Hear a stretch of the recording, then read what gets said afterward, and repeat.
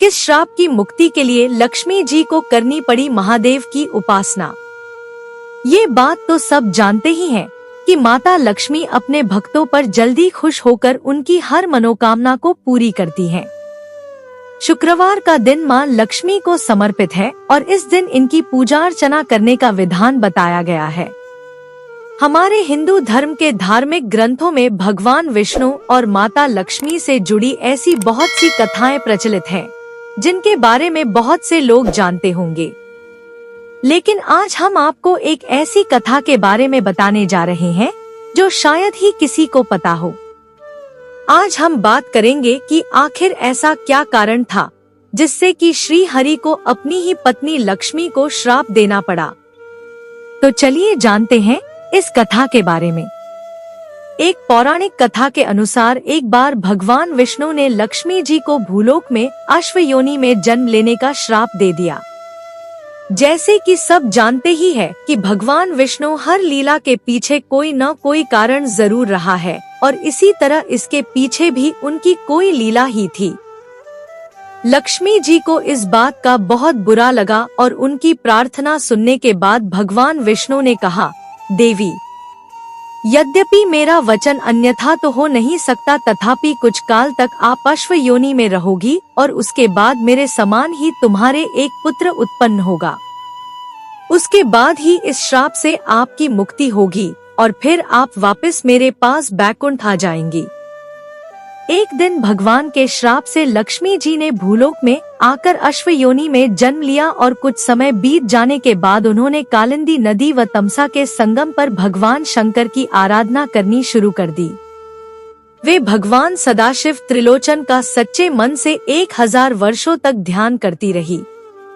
उनकी तपस्या से महादेव जी बहुत प्रसन्न हुए और लक्ष्मी के सामने वृषभ पर आरूढ़ हो पार्वती के साथ दर्शन देकर कहने लगे, देवी, आप तो जगत की माता है और भगवान विष्णु की परम प्रिय हैं।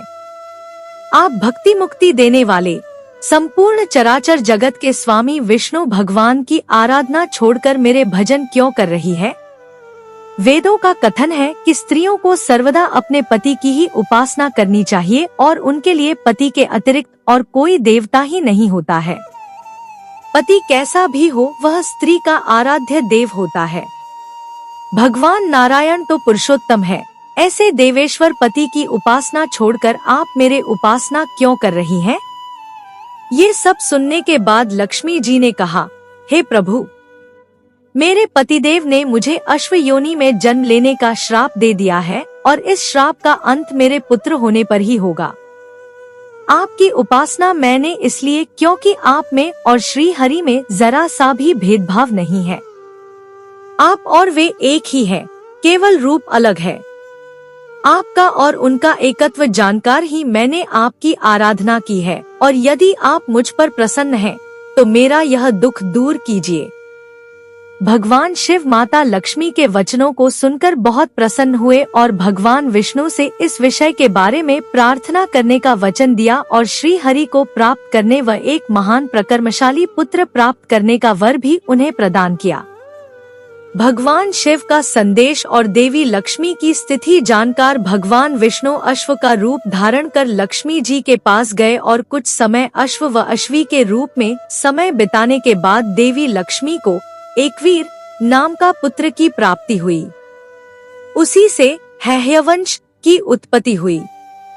बाद में लक्ष्मी जी को उस श्राप से मुक्ति मिली और अंत में वे दोनों बैकुंठ लोक को चले गए।